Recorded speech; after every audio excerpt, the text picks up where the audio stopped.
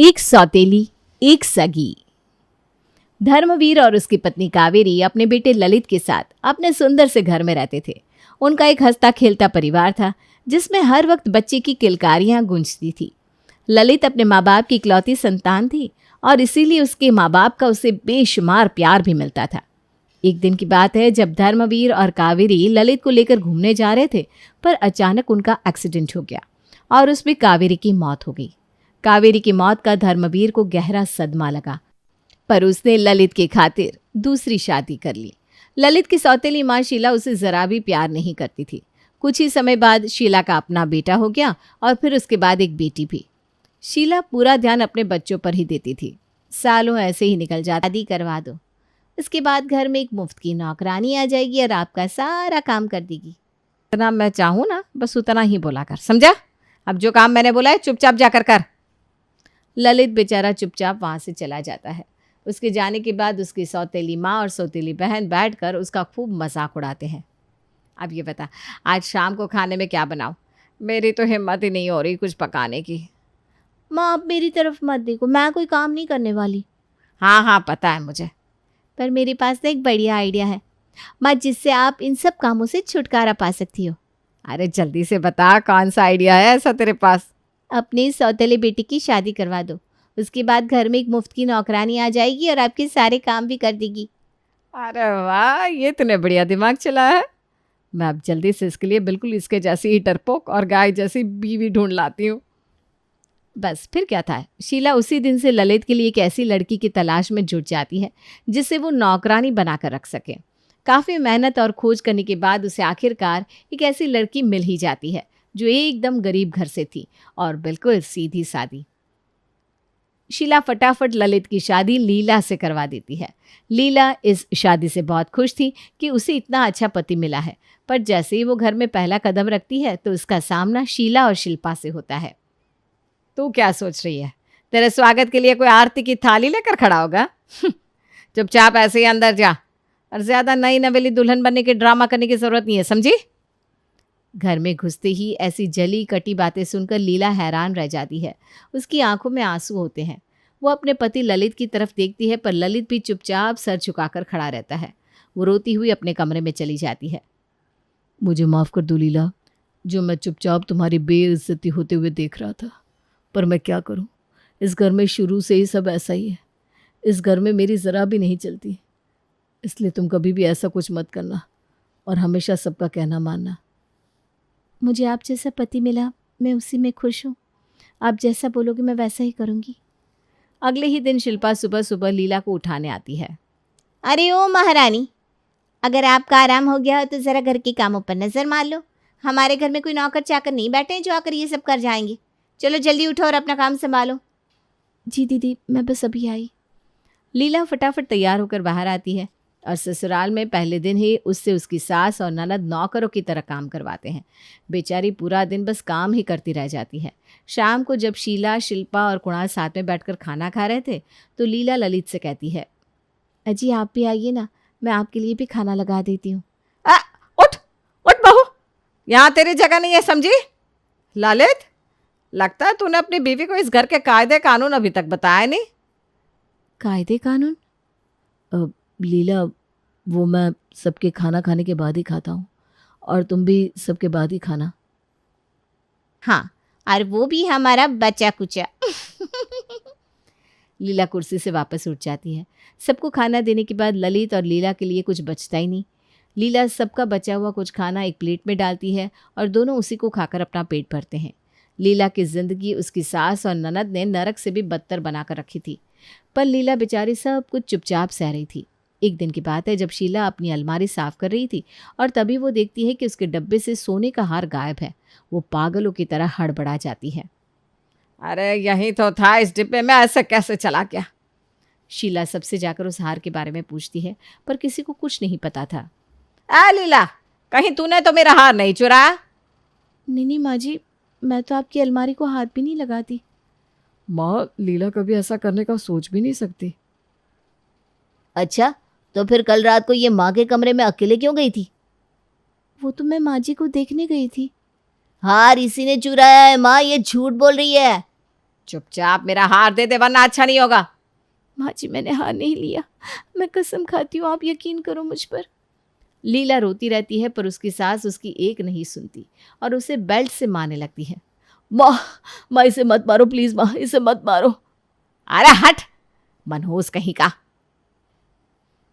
अरे माँ ये सब क्या हो रहा है? क्या किया इसने? अरे ये हार तूने पहन रखा है?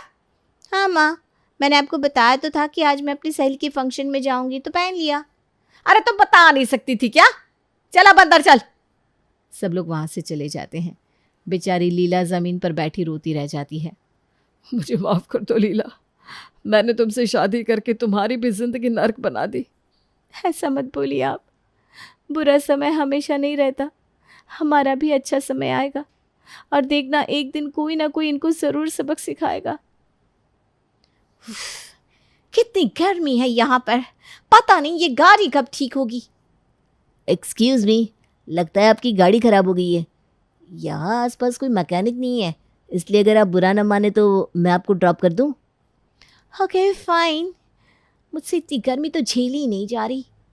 कनिका कुणाल के साथ गाड़ी में बैठ जाती है। जब तक कनिका अपने घर नहीं पहुंचती तब तक दोनों की आपस में काफ़ी बातें होती है। जाते जाते कुणाल कनिका से उसका नंबर भी मांग लेता है। अब रोज़ दोनों का मिलना जुलना होता रहता है और एक दिन दोनों एक दूसरे को पसंद करने लगते हैं।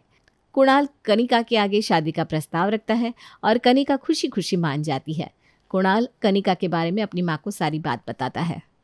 हाय, मेरे बच्चे ने इतने अमीर घर की लड़की पसंद की है तो भला मैं कैसे मना करूँगी। बेटा तू तो बस अब जल्दी से मेरी बात उसके माँ बाप से करवा दे।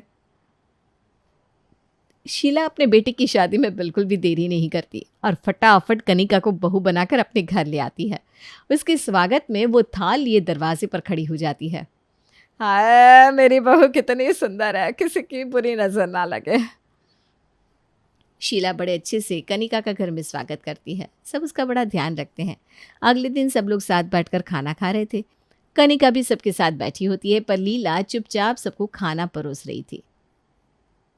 अरे भाभी, आप भी हमारे साथ बैठकर खाना खाओ ना। और भैया कहाँ हैं, उनको भी बुला लो। अरे बहू, तुम इनको छोड़ो और अपने खाने पर ध्यान दो। पर इनको भी हमारे साथ खाना चाहिए ना। कनिका तुम हमारी चिंता ना करो, हम बाद में आराम से खा लेंगे। अभी तुम आराम से खाओ और बताओ तुम्हें कुछ और चाहिए तो। नहीं भाभी, मुझे और तो कुछ नहीं चाहिए। सब खाना खाकर अपने अपने कमरे में चली जाते हैं।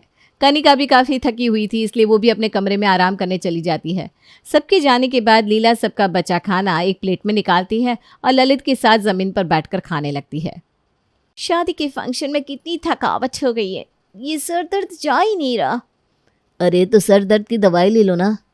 मैं भी यही सोच रही थी, मैं किचन से दवाई लेकर आती हूँ। कनिका अपना सर पकड़कर किचन में दवाई लेने जाती है तो वहाँ अपने जेठ जेठानी को ज़मीन पर बैठे देख वो हैरान रह जाती है। भैया भाभी, ये आप लोग यहाँ ज़मीन पर बैठकर खाना क्यों खा रहे हैं? अरे वो ज़मीन पर बैठकर खाने से खाना अच्छे से पच जाता है, बस इसीलिए हम दोनों ऐसे ज़मीन पर बैठकर खाना खाते हैं। ओह ये बात है। मैं ना सर दर्द की दवाई लेने आई थी, आपके पास है क्या? हाँ मैं अभी देती हूँ। लीला कनिका को दवाई देती है और फिर कनिका आराम से जाकर सो जाती है। 2 दिन में कनिका को समझ में आ जाता है कि इस घर में कुछ तो गड़बड़ है। हर कोई ललित और उसकी बीवी लीला के साथ बड़ा बुरा ही बर्ताव करता है। लीला बस हर वक्त कामों में लगी रहती है और फटे पुराने कपड़े पहनती है। आखिर ये चक्कर क्या है? ये सब लोग भैया और भाभी के साथ ऐसा बर्ताव क्यों करते हैं, जैसे वो इस घर के सदस्य ही ना हो? इस बात का पता मुझे लगाना ही पड़ेगा। कनिका अकेले में लीला के पास जाती है और उससे इस बारे में पूछने लगती है पर लीला डर की वजह से कुछ नहीं बताती। कनिका फिर इस बारे में कुणाल से भी बात करती है पर वो भी इस बारे में कोई बात नहीं करता। फिर एक दिन कनिका अपने कमरे में बैठी आराम से बुक पढ़ रही थी, तभी उसे बाहर से शोर सुनाई देता है। कनिका फटाफट बाहर जाकर देखती है तो शिल्पा लीला के ऊपर बुरी तरह चिल्ला रही थी। दीदी मुझसे गलती हो गई, मुझे माफ़ कर दो दीदी। गलती है ये? मेरा इतना महंगा सूट जला दिया और तुझे ये गलती लगती है? अब इसके पैसे तेरा बाप देगा क्या? शिल्पी, ये तुम भाभी से कैसे बात कर रही हो? ये इसी के लायक है, शुक्र है अभी मां नहीं है, वरना इसकी चमड़ी उधेड़ देती। पर इतनी सी बात के लिए ये आपके साथ ऐसा सुलूक कैसे कर सकती है भाभी? अब आप चुपचाप मुझे सच बताओ कि ये दोनों आपके साथ ऐसा बर्ताव क्यों करती हैं। आज मैं ये सच जान कर रहूंगी। मैं बताता हूँ तुमको। दरअसल ये मेरी सौतेली माँ है। मैं बहुत छोटा था जब मेरी सगी माँ इस दुनिया को छोड़कर चली गई। उसके बाद मेरे बाबूजी ने दूसरी शादी कर ली। जब कुणाल और शिल्पी छोटे थे तब ही बाबूजी ये दुनिया छोड़कर चले गए। अब मैं समझ गई। आप दोनों अब बिल्कुल चिंता मत करो, इन लोगों को मैं सबक सिखाऊंगी। नहीं कनिका, तुम इन सब में मत पड़ो, माँ जी बहुत गुस्सा करेंगी। मुझे वो एक उंगली भी नहीं लगा पाएंगी। अब चिंता मत करो भाभी, अब मैं आ गई हूँ ना। अब देखना मैं सबको कैसे सेट करती हूँ। अगली सुबह जब सब लोग साथ में बैठकर खाना खा रहे थे तो कनिका अपनी जिठानी से कहती है, आओ भाभी, आप यहाँ बैठो और जल्दी से बताओ ये हलवा कैसे बना है। भैया अभी आओ। कनिका ज़बरदस्ती दोनों को कुर्सी पर बिठा देती है। भाभी, आपको हमने कितनी बार बुलाया है कि ये लोग यहाँ नहीं बैठेंगी। लगता है आपको प्यार रास नहीं आ रहा। मैं अब भी माँ को बुलाकर लाती हूँ। शिल्पी अपनी माँ को बुलाकर लाती है। लीला और ललित को डाइनिंग टेबल पर बैठा देख वो आग बुबला हो जाती है। तुम दोनों की हिम्मत कैसे हुई है हमारी बराबरी करने की? अपनी औकात भूल गए हो लगता है। कौन सी औकात की बात कर रही हैं माँ जी आप? भैया की वजह से आज हमारा कारोबार चल पा रहा है और भाभी की वजह से हम सब इतनी आराम की ज़िंदगी जी रहे हैं कि एक ग्लास यहाँ से वहाँ नहीं रखना पड़ता। ये घर इन दोनों की वजह से चल रहा है क्या? ये मेरे लिए कोने में पड़े उस कूड़ेदान से ज्यादा कुछ नहीं है। ऐसी बात है तो ठीक है, आज से कारोबार बस कुणाल संभालेंगे और घर के काम आप दोनों। मैं क्यों करूँगी घर के काम? और आप होती कौन हो मुझे ऑर्डर करने वाली? लगता है आप भूल गई हो कि आप इस घर की बहू हो। मुझे अच्छे से याद है शिल्पी कि मैं कौन हूँ और मैं बाकी सबको भी जल्द ही याद दिला दूंगी। बस फिर कनिका के कहने पर ललित अगले दिन काम पर जाना छोड़ देता है और लीला घर के काम करना छोड़ देती है। इस बात से सास और ननद बड़ी गुस्से में बौखला जाती है और चिल्लाती हुई लीला के पास आती है। अरे ओ महारानी, बर्तन कौन तेरी माँ आकर धोएगी? ये क्या तमीज़ है तुम्हारी शिल्पी? तमीज़ से बात किया करो अपनी भाभी से। मुझे नहीं आती तमीज़, समझी? ज्यादा अपनी जिठानी पर तरस आ रहा है ना तो खुद जाकर धो ले बर्तन। हम में से कोई बर्तन नहीं धोएगा, समझी? जाओ जाकर खुद धो लो। चलो भाभी, हम दोनों मेरे कमरे में चलकर मूवी देखते हैं। दोनों बहुएं आराम से मूवी देखती है और कनिका दोनों के लिए बाहर से खाना ऑर्डर भी कर देती है। आज पता चलेगा इन दोनों माँ बेटियों को कि काम कैसे किया जाता है। ये तुम क्यों मुसीबत मोल ले रही हो?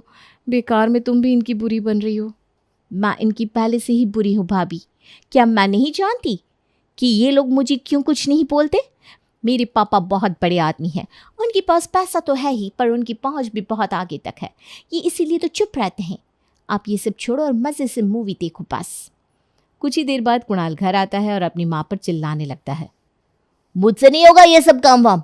अरे मुझे तो कुछ समझ में नहीं आ रहा, आखिर में ये सब मैं कैसे संभालूं? पता नहीं ललित भैया कैसे सब संभाल लेते थे, मेरा तो एक दिन में ही सर दर्द हो गया। अरे तू तो है ही कामचोर कहीं का। मैं कामचोर नहीं हूँ, आपने मुझे कभी काम नहीं करने दिया। आज देख लो नतीजा कि मुझे कारोबार के बारे में कुछ पता नहीं है। ललित भैया के बिना इस काम को संभालना बहुत मुश्किल है। अब पता चला आपको कि ये दोनों कोने में पड़े कूड़ेदान है या इस घर का हीरा? ये कूड़ेदान है और कूड़ेदान ही रहेंगे। अगर इन दोनों से कोई काम नहीं हो रहा है तो इनके लिए इस घर में कोई जगह नहीं है। मैं अभी के अभी इनको अपने घर से निकालती हूँ। ये कहीं नहीं जाएंगे। कनिका प्लीज तुम कुछ मत बोलो, हम चले जाएंगे यहाँ से। कहाँ चले जाएंगे आप दोनों? लगता है आप दोनों को ये पता नहीं कि इस घर के मालिक आप दोनों हैं। क्यों माँ जी, आपने बताया नहीं इनको? ये सब क्या बकवास है? इस घर की मालकिन मैं हूँ और मैं ही रहूंगी। इस घर के मालिक ललित भाई है, क्योंकि मरने से पहले बाबूजी ये सब कुछ ललित भैया के नाम पर करके गए थे।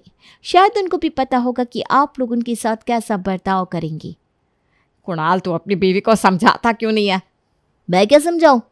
मेरी बीवी सही बोल रही है। आपकी वजह से मैं इतना पीछे रह गया। आज मीटिंग में मेरी कितनी बेइज्जती होगी। अरे आप मुझे काम पर जाने देती तो आज मैं भी ललित भाई की तरह सब संभाल पाता।